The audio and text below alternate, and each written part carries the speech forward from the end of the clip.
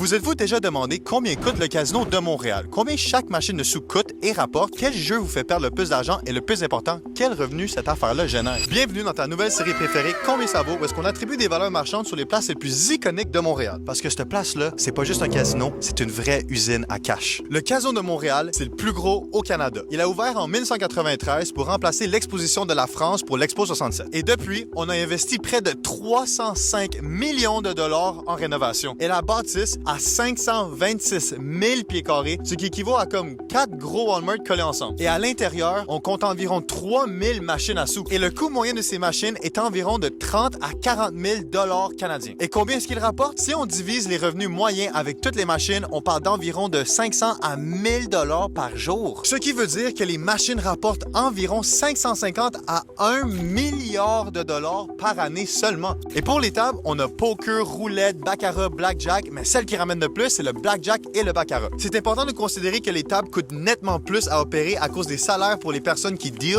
et les personnes qui supervisent. Donc faites le calcul. Cela veut dire que les machines à sous représentent plus de 70 à 80% des revenus annuels de cette bâtisse-là. Quand même assez impressionnant. Et les revenus annuels, on parle de 1 milliard de dollars, soit le même prix qu'on avait attribué sur l'Oratoire Saint-Joseph. Bon, maintenant répondons à la vraie question. À quel prix est-ce que je le mettrais? L'immeuble plus le terrain est environ 700 millions de dollars. L'équipement est environ de 120 millions et la valeur stratégique, c'est inestimable. Mais soyons logiques. Un investisseur voudrait faire son argent en 7 et 10 ans. La valeur, en prenant compte de ça, serait de 3 à 4 milliards de dollars. Mais si Thomas, courtier immobilier à Gros-Macaire, devait mettre ça à mon propre prix, je le mettrais à un solide 5 milliards de dollars canadiens. On a un nouveau vainqueur pour la série. Dites-moi en commentaire quel immeuble que vous aimeriez voir pour le prochain épisode et on se retrouve la semaine prochaine pour un épisode très spécial après les élections, le Parlement d'Ottawa.